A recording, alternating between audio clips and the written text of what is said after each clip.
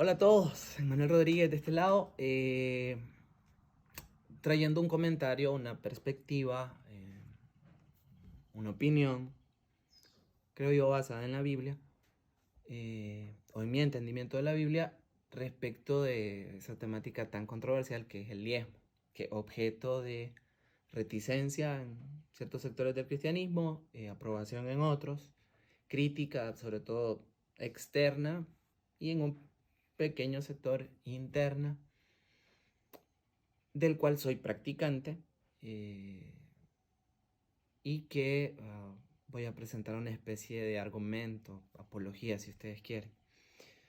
Eh, Entendiendo, número uno, que mi opinión es subjetiva, personal, falible, y entendiendo la teología como un proceso. Hay opiniones que tengo hoy que no las tenía hace 5 años y probablemente, no, seguramente, si no me manda a llamar el Señor antes, dentro de 5 años pensaré diferente, probablemente en la misma línea, anticipo yo, pero podré argumentar mejor este tema quizá. Pero entendiendo eso, me hago responsable de ello y también me salvo de la responsabilidad de quien no me conoce y me acuse lo dice porque él es pastor y no es la asignación que el Señor me dio. No creo que sea pecado tampoco que un pastor enseñe a su propia congregación acerca de esto, porque creo que es un principio que está en la Biblia. Pero al menos hoy no es mi caso. Y también es consecuente lo que voy a decir con la práctica.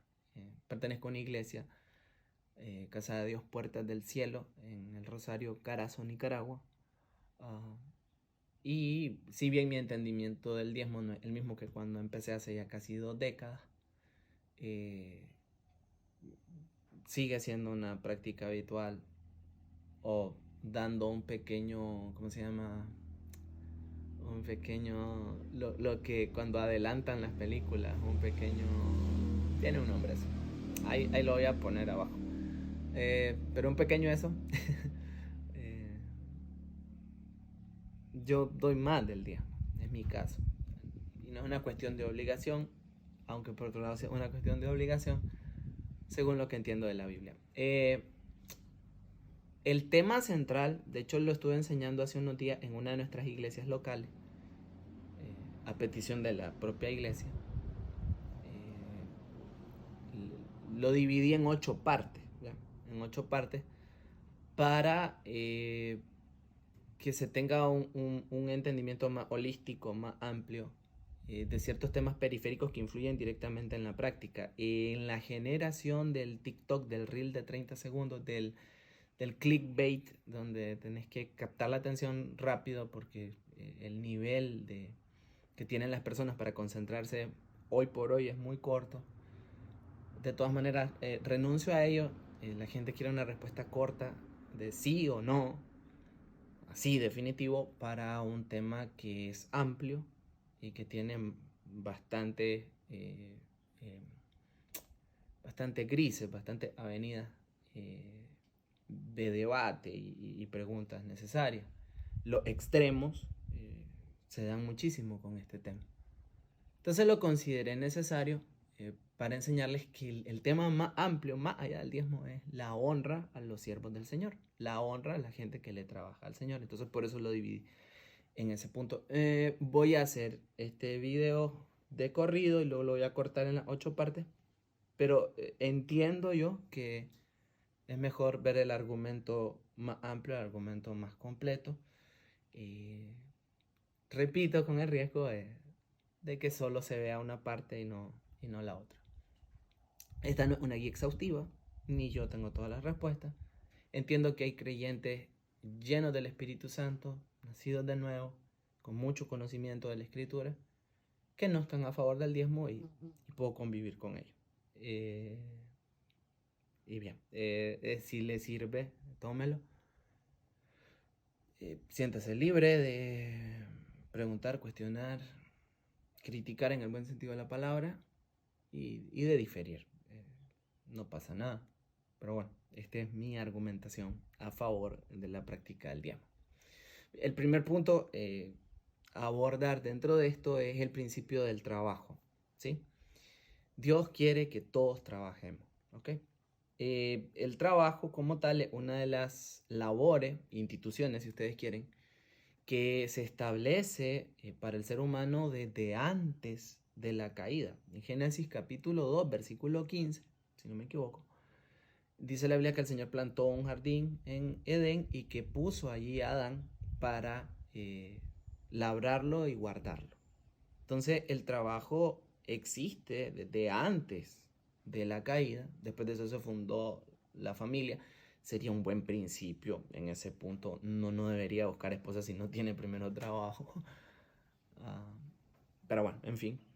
Pero el asunto es que el Señor establece eso, un principio sano, un principio bueno y que se mantiene a lo largo de la Escritura. En Eclesiastés, el famoso Cogelet de Salomón, en medio de tanta vanidad que él describe en este mundo superfluo, él dice que hay tres cosas que son inherentes para toda la raza humana y que generan gozo y felicidad. Estos son el amor, ¿sí? Segundo, el comer y beber, pero el tercero, particularmente, comer y beber del fruto de tu trabajo. Hay un gozo inherente en poder dedicarte a lo que te gusta. Tengo la suerte de que es así y le puedo poner sello a eso, puedo decirle amén con mi vida a eso. Paréntesis también, si quieren leer un buen artículo, los que son jóvenes y dudan si dedicarse a su vocación o no, busquen un artículo de Dante Hebel, que habla acerca de dedicarse a sus sueños, de no, su papá que era carpintero y él decidió que no iba a dedicarse a eso. Por acá voy a colocar el nombre del artículo porque ahora mismo lo olvido el nombre, pero es un artículo genial. Dicho eso, entonces el trabajo es una bendición, el trabajo vocacional principalmente era la idea original de Dios, entiendo yo, por el desarrollo sobre todo que da Eclesiastés a ello y algo bueno. En Colosenses capítulo 3, Pablo dice de que debemos de realizar nuestro trabajo como una ofrenda a Dios, no una ofrenda a la gente que nos contrata. El contexto original era de esclavos y siervos, pero bueno, en fin, es la aplicación para nosotros y los proverbios están llenos de elogios hacia el trabajo. Dios no bendice al hombre vago, Dios no bendice al haragán. Y el principio se mantiene a lo largo de toda la escritura hasta llegar a su culminación en segunda carta a los tesalonicenses. Las dos cartas de Tesalonicenses son muy escatológicas, muy centradas en la parucía del Señor, pero los tesalonicenses, con todo lo bueno que tenían, se obsesionaron tanto con la venida del Señor que se desconectaron de la vida secular y no querían trabajar. Y el principio que usted ha escuchado ese versículo es: el que no trabaje, que no coma. Porque estar centrado en las cosas de Dios no te desconecta de la vida cotidiana, no, te hace ser luz en la vida cotidiana, por lo tanto un buen trabajador. Entonces, el primer principio, y en el que estoy seguro de que todos estamos de acuerdo, a menos que usted sea un haragán, que espero que no, y que eso es pecado, y que la palabra principal para prosperar es 2, trabajar, y 2, usar la cabeza. Dicho eso, el Señor le gusta que nosotros trabajemos. Salmo 127, ama ese texto. Salmo 128 también dice que cuando nosotros comamos y trabajemos el fruto de nuestras manos, benditos seremos y nuestra familia será bendita. Así que son principios que están en toda la Biblia. Número 1, a Dios le gusta que trabajemos. Número 2, hay gente que Dios la llamó a trabajarle a Él solamente. O sea, lo que nosotros llamamos a tiempo completo. Esa frase tiene su bemol, tiene su trampa en el buen sentido de la palabra, porque es que todos somos trabajadores del Señor a tiempo completo, por lo que el Espíritu Santo mora en nosotros y nosotros somos luz ahí donde Dios nos puso. No es necesario que usted sea pastor, profeta, apóstol, misionero, teólogo, qué sé yo, para estar a tiempo completo. Usted siempre está a tiempo completo, pero hay personas a las que disculpen, el Señor particularmente llamó solamente a dedicarse a las cosas concernientes a su culto y a la edificación de su iglesia. En el Antiguo Testamento tenemos un modelo paradigmático en los levitas. Ustedes leen Números, capítulo 18, verso 20, entre otros pasajes, ustedes van a encontrar que si bien la tierra prometida es repartida a cada una de las tribus, la tribu de Leví se queda sin herencia particular porque el Señor le dice: yo soy su herencia. Ellos han sido llamados a lo santo, han sido llamados a el culto. Y en ese particular surge la pregunta: ¿y de qué van a vivir los levitas? Y ahí es donde el Señor diseña aquel sistema que estaba estipulado en la ley, los diezmos, ¿sí? Volvemos a los diezmos después. En el Nuevo Testamento, ¿qué pasa? En el Nuevo Testamento el Señor también tiene personas a las que llama exclusivamente a servir, en este caso a la iglesia, ¿sí? Y en ellos hay un principio, ¿sí?, que es el de dedicarse totalmente a ellos. Ustedes pueden leer todo el capítulo 10 de Mateo y van a ver la comisión que hay hacia los 12. No recuerdo si es a los 72, pero me parece que inicialmente a los 12. Que le dice el Señor, dedíquense completamente a esto porque el obrero es digno de su salario. El obrero del Señor es digno de su salario. Y el Señor había de proveerle. La cuestión es que el Señor prepara en el Antiguo Testamento esa forma de honra y de sostenimiento de los levitas, que es el diezmo. Y si hay un cambio en el Nuevo Testamento respecto a ese principio. Esa es una buena pregunta, pero bueno, la dejaremos para más adelante. Ok. Volvemos al tercer punto. ¿Qué era el diezmo? ¿Sí?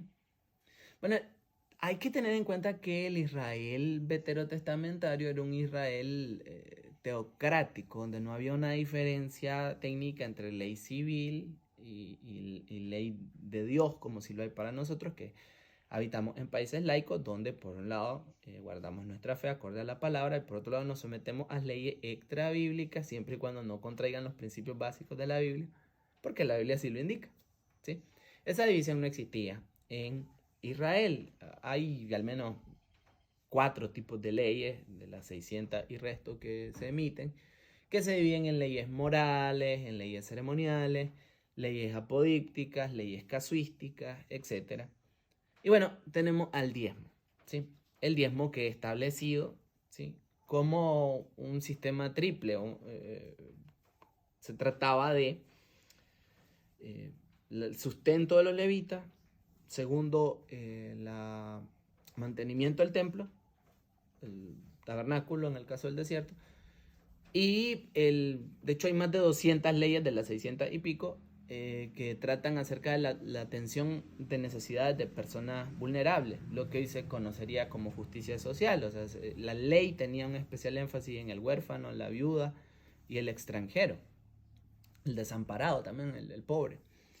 Entonces, esos triple usos se tenían en la ley. Hay pasajes enteros que hablan acerca de eso. Se me ocurre, qué sé yo, Deuteronomio 14, número 18, que ya lo mencionamos. Y hay ciertas palabras que se utilizan en el Antiguo Testamento para definir ello. Habían 3 tipos de diezmo, ¿sí? Y juntos sumaban, he leído en algunos que el 19%, en otros que el 20%, en otros que el 21%, pero el punto común es que más del 10%, ¿sí?, anual. Y también es verdad que sobre todo, al ser una sociedad agrícola, el diezmo se entregaba en forma de grano. De hecho, en Nehemías 13 se habla de una cámara que se abrió en el templo, en el segundo templo, donde se guardaban los diezmos para la manutención de los levitas. Y un punto más que yo mencionaría era el préstamo sobre el diezmo. No sé si alguno de ustedes ya lo ha leído, voy a dejar ahí el pasaje, donde se habla de que si uno fallaba en el diezmo para este mes, por ejemplo, y tenía una necesidad imperante, podía prestar el diezmo y entregarlo en una ocasión posterior con un 20% agregado, ¿sí?, con una quinta parte, dice, de aquel diezmo que iba a entregar. Entonces, bueno, una curiosidad que está ahí. Ahí está el principio de los diezmos. ¿Los diezmos surgen con la ley? No, porque hay al menos 2 ocasiones voluntarias donde se ofrece el diezmo. Génesis 14, Abraham se lo ofrece a Melquisedec. De allí que muchos de los que argumentan a favor del diezmo tomen eso como modelo, relacionándolo con Hebreos 8, y entendiendo que Melquisedec es un tipo de Cristo, y que si Abraham, de donde iba a derivarse la ley y donde se establece el diezmo, entrega los diezmos voluntariamente a Melquisedec, una figura de Cristo, de allí que sea un culto voluntario al Señor Jesucristo. Más o menos por ahí va el argumento. El otro es Jacob, si no me equivoco es Génesis 28, donde al salir huyendo de su hermano Esaú a la tierra donde finalmente se encontraría con Labán, le promete al Señor, en aquel lugar donde descansó sobre una piedra y vio la figura, la visión de la escalera al cielo, le dijo: de todo lo que me dé, el diezmo te haré. Y bueno, él fue muy próspero. Así que un principio que es previo a la ley y que habría que ver si está vigente posterior a la ley. ¿Ok? Pero eso lo abordaremos pues más adelante. El cuarto punto sería el siguiente. Miren, en el Nuevo Testamento un principio general e irrefutable que es deber de la iglesia sostener a sus ministros. Eso no es ni siquiera medianamente negociable. La abundancia de pasajes es que hay que borrar todos esos pasajes, pasarles por alto o darle una interpretación torcida para no entender eso. Independiente de si usted está de acuerdo o no con el diezmo, sí es deber de toda oveja honrar materialmente a su pastor. Ese no es un principio que esté en discusión. Gálatas 6:6, 1 Timoteo 5:18, Filipenses 4 del 11 al 19. No sé, algunos estaré dejando por fuera, pero sobre todo el pasaje tremendo en ese sentido es 1 Corintios capítulo 9 del 1 al 16. Les invito a que lo lean. En ese pasaje Pablo utiliza un montón de preguntas retóricas. Una pregunta retórica es cuando la respuesta implícita, como que yo le diga: ¿estás viendo este video? Sí, estás viendo este video porque estás del otro lado. Entonces él hace un montón de preguntas. En general, entre tantos problemas que tenían los corintios, uno de los principales era que ellos eran de los que daban y después hablaban. Ellos acusaban a Pablo de lo que sería en buen nicaragüense un vividor, en mal nicaragüense porque es una palabra ofensiva, y decían de que él estaba haciendo ministerio solamente por el factor monetario. Él dice: contra los que me acusan, esta es mi defensa. Y él dice: no tenemos derecho, dice, a comer y beber. O sea, no comen y beben los ministros. Dice: no tenemos derecho a tener una esposa que también come y bebe, como tuvieron todos los apóstoles, incluido Cefas, jaque mate, celibato católico romano. Él pone 3 ejemplos normales: quien se mete al ejército y él se compra el rifle y el uniforme, o allá se lo dan. Quien planta una viña y no come de los frutos, sería una locura. Quien cuida el rebaño y no toma la leche. Y él llega al principio tal: si nosotros sembramos en ustedes lo espiritual, que es infinitamente valioso, es gran cosa si cegaremos de ustedes lo material. Y la respuesta implícita es: no, lo espiritual es infinitamente más valioso. Y bueno, él cita un pasaje particular de Deuteronomio 25, si no me equivoco, donde dice: la ley establece que no se le ponga bozal al buey que tríe. Y él dice esto el Señor porque tenga cuidado de los bueyes, que los bueyes en ese tiempo, aparte de ser animales domésticos, eran medios de trabajo. Pero esto es como que usted tenga un buey, lo utilice todo el día para que ande arando y después usted le ponga un bozal para que no coma. Una grosería. Hoy por hoy te meterían preso. Y es correcto. Pero él dice el Señor eso porque tenga cuidado de los animales, o lo dice por nosotros? Pues lo dice enteramente por nosotros. Ese es el argumento de Pablo. Porque todo el que trabaja tiene que esperar una remuneración a cambio. No es algo pecaminoso. No es algo pecaminoso. Y sin embargo, Pablo finalmente establece: pero dado que ustedes son habladores, y para no ponerle tropiezo al evangelio, por esa razón, y solo por esa razón, hemos decidido renunciar a ese derecho. Porque el Señor estableció, dice Pablo, a los que predican el evangelio que vivan del evangelio. Es un principio dicho por Jesús. A usted no le gusta, en contra de Jesús está. No puedes ser seguidor de Jesús si está en contra de lo que Jesús dice. Y bueno, el principio ahí está. El principio es establecido por el Señor y es un deber de la iglesia sostener a sus ministros. Eso es independiente de si usted aprueba o no el diezmo, que ese es mi siguiente punto. ¿Qué hay del diezmo en el Nuevo Testamento? Bueno, a ver, el diezmo en el Nuevo Testamento si usted quiere ser tajante de meramente dar el diezmo, hay al menos dos pasajes que parecen indicarlo. Uno es Hebreos capítulo 8, pero el más explícito es Mateo 23 y su contraparte en Lucas, que la voy a dejar ahí anotada, que en esencia dice lo mismo, que los fariseos guardaban hasta pequeñas especias, el diezmo de las especias, pero que olvidaban lo más importante de la ley, que era la justicia, la misericordia, etc. Y dice el Señor, está bien que hagan esto sin dejar de hacer aquello. O sea, el Señor como tal no lo prohíbe. Incluso se podría inferir de que lo ordena. Y al menos hasta la destrucción del templo de Jerusalén se sigue practicando. De eso hay indicios en la iglesia primitiva. ¿Cuál es el detalle con el diezmo? Miren, opinión de Emmanuel Rodríguez. ¿Sí?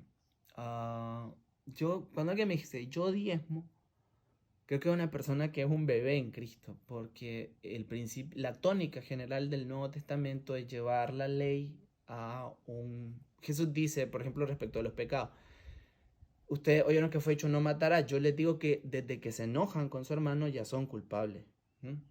Ustedes oyeron que fue hecho no cometerás inmoralidad, pero el que mira con codicia ya adulteró. El sentido inverso, para lo positivo, también la gracia excede a la ley. Cuando vos robabas algo, vos tenías que regresar la prenda y un impuesto sobre ella. Saqueo, cuando se convierte, regresa el 400% sobre lo que había robado. Eso no fue obligado, es un principio de la gracia. Y el principio que ustedes van a encontrar a lo largo del Nuevo Testamento, en el libro de los Hechos, es de gente que vendía propiedades, pum, y las daban de corazón. No se dice cuánto, pero le aseguro, una propiedad es más que el diezmo del capital de una persona. Y ese principio lo van a encontrar incluso en el mismo Pablo, ofrendándose sobre una iglesia que era un poco bastante ingrata como los corintios. Segunda de Corintios capítulo 12, versículo 15 dice, con mayor gozo me gastaré a mí mismo y gastaré todo de mí, aunque parece que cuanto yo más los quiero a ustedes, ustedes menos me quieren a mí. Ese principio ahí lo van a encontrar. Normalmente la gente que protesta contra el diezmo rara vez es porque quieren dar más del diezmo, y eso habla de un corazón que tiene un problema, porque donde está tu tesoro está tu corazón. A la gente no le gusta escuchar eso, pero sigue siendo verdad. Allí donde vos invertís tu tiempo y tu dinero, ese es tu Dios. Y bueno, ese es el punto. Un cristiano no generoso es como un cristiano orgulloso o un cristiano mentiroso. Es una contradicción de términos. Puede ser que el Señor esté trabajando en la persona aún, pero sigue siendo, al menos desde el nivel externo, criticable, opinable, etc. Entonces, ese principio no es negociable, lo de sostener al... Ahora, que se tome como principio el diezmo para el Nuevo Testamento, a mí me parece genial. Aunque en la práctica debe de apuntar hacia exceder, a no quedarse en el diezmo, a darle al Señor con alegría. Y como sale en Corintios 8, más allá de tu fuerza. ¿Sí? Al menos esa ha sido la práctica que ha ejercido un servidor. Siguiente punto. A ver, si va a dar a su iglesia, sea el diezmo o más del diezmo, asegúrese de que su ministro sea una persona confiable. Hay un principio, yo le llamo el principio Timoteo 5, porque en la primera carta a Timoteo se infiere que en la iglesia se atendían las necesidades económicas de las viudas, personas que perdían a su cónyuge. Y Pablo le dice a Timoteo, dales todo lo que necesiten, pero asegúrate que de verdad sean lo que dicen ser. Ese principio yo lo aplico al ministerio, y es que hay personas que lamentablemente saben que le sirven a líderes fraudulentos en distintas áreas, abiertamente fraudulentos y sin arrepentimiento de esas prácticas y sin buscar mejorarlas. Y el argumento que utilizan es que es para el Señor. Es que es para el Señor y el Señor ve. Y aunque eso es muy loable, el Señor también te dio la mente de Cristo, te dio sabiduría. Mi opinión no es la definitiva, mi opinión no es infalible, pero he visitado bastantes iglesias, casi podría decir que unas 1000 iglesias. Y suele pasar que los ministros que son fieles a duras penas llegan a fin de mes porque la iglesia es la banda del recodo, perdonen la comparación, la analogía. Y líderes cuestionables, lamentablemente, tienen gente leal. Tal vez porque les perdonan los pecados, o sea, les pasan por alto sus pecados, o porque el mensaje siempre es positivo, positivo, positivo, positivo. Sabrá Dios por qué. Pero es triste, porque personas que están predicando el evangelio de la prosperidad prosperan, aunque su feligresía no prospere. Y los que están predicando a Cristo a veces llegan con dificultad a fin de mes. Es la realidad. Pero un buen consejo que podría tomar es: su dinero usted no lo regalan, le cuesta. Y siembre en buena tierra. Porque no vaya a ser que esté financiando la obra del diablo, esté financiando la apostasía. No quisiera estar en esa posición. Entonces, asegúrese, los requerimientos para un ministro aparecen en las cartas pastorales. No existe un pastor que no peque, no existe un pastor perfecto, no existe una congregación modelo, pero sí existen pastores sanos que sobre todo mantienen esa palabra central y irreprensible, y a los que pues vale la pena, ¿no? Vale la pena sembrar en ellos. Es el caso de mi congregación, mi pastor, y yo feliz de hacerlo. ¿Okay? Ese sería el siguiente punto. Me quedan dos. Los abusos. Los abusos sobre el tema del diezmo obviamente se dan. Este video es una apología a la gente que solo le interesan la lana de la oveja, para ponerlo así figuradamente. Una apología de ello. La Biblia advierte de esas personas. Un pastor tiene derecho a prosperar, pero a prosperar legítimamente. El diezmo no debe ser objeto de manipulación. No se debería sentenciar a un creyente a que va a vivir en maldición, porque todas las maldiciones han sido rotas en Cristo. Las personas necesitan instrucción, necesitan que se les sirva, ¿no? Etcétera. Y un buen pastor, aparte, si bien va a enseñar acerca del diezmo y todo eso, no va a coercionar a sus personas, porque entiende que está para servirle. Den o no den. Punto. Pero negar, pues, que hay personas que lamentablemente, en fin, conozco pastores que tienen congregaciones con muchos miembros y que ellos, desde su conciencia y su caminar con el Espíritu Santo, pudiendo acceder a todos los diezmos de tal, se colocan un techo salarial acorde a la media de la iglesia, porque es inconsistente que el pastor tenga el carro del año mientras haya gente en su iglesia que está padeciendo hambre y que no tienen como acceder a un empleo, que no es por pereza o por negligencia, sino que de verdad, y que ambos coincidan en la misma congregación. Es mal testimonio, no es correcto, no está bien. Y entonces hay pastores con conciencia que dicen: bueno, yo pudiera, pero entiendo que el dinero no es mi tesoro y no voy a dar pie para ello. La realidad, pues, es otra, y cada quien dará su cuenta, pero yo repito, este video no es una apología a ese tipo de prácticas que son lamentables.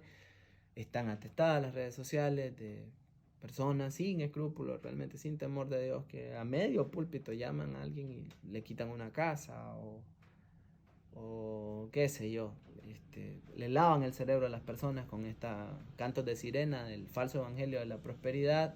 La prosperidad es buena, pero no es el objeto del evangelio. Y es cierto que la Biblia habla más del dinero que del infierno, por ejemplo, pero el 95% de los textos sobre el dinero es advirtiendo sobre el amor al dinero. Esa parte lo olvidan nuestros queridos amigos de la prosperidad, pero ahí está. Lea su Biblia y saldrá de duda. Entonces no es una apología a tal cosa, y por esas personas hay que orar, hay que predicar lo opuesto a lo que ellos predican, predicar a Cristo sobre todo y orar que se arrepientan, que se enteren que han cambiado la cruz por el fajo de billete. Lamentable. Pero esta no es una apología a ellos y no debería de dársele donativos, no debería de darle donativos a personas de esa índole. No, finalmente, diría yo, el principio de Hechos 18, aquí termino. En Hechos 18 dice que Pablo llegó a la ciudad de Corinto o Tesalónica, creo que Corinto. Sí, Corinto. Y dice que cuando llegó a la ciudad se encontró con Priscila y Aquila, que se dedicaban a lo mismo que él, que era la elaboración de tiendas, y dice que estuvo hospedado con esa pareja y que durante el tiempo que estuvo ahí al principio, dice que solamente predicaba los días de reposo en la sinagoga a los judíos, o sea, un día a la semana, los otros 6 días trabajaba para tener sustento. Hay un giro dramático en el verso 5, si no me equivoco, donde la Biblia dice que cuando Timoteo llegó a la ciudad, Pablo estaba entregado por entero a la predicación del Evangelio. O sea que Pablo estaba los 7 días predicando. Y la pregunta ahí es, ¿quién lo sostenía? Y a eso se le llama hermenéutica del silencio. O sea, se interpreta lo que la Biblia dice con lo que la Biblia no dice, pero que claramente indica. Y es que la Biblia presenta que viven los tres y se dedican a la confección de tiendas. Y después Pablo aparece meramente dedicado. ¿Quién sustenta a Pablo? Los dos que quedaron allá. ¿Por qué? Porque vieron la fidelidad de él y vieron todo, que era un hombre de Dios. Entonces dijeron, vamos a invertir acá. Esa es una gran contestación para la gente que dice, es que nosotros no podemos, es que somos muy pocos miembros. El mismo principio de la familia te enseñó cuando tuviste tu primer hijo que donde comen 2, comen 3. Y un buen pastor no va a valorar la cantidad, sino la intención, el gesto de corazón. Esta es una frase muy mía. Si le sirve, tómela. Pero yo creo que un buen pastor no exige el diezmo, pero una buena oveja no lo niega.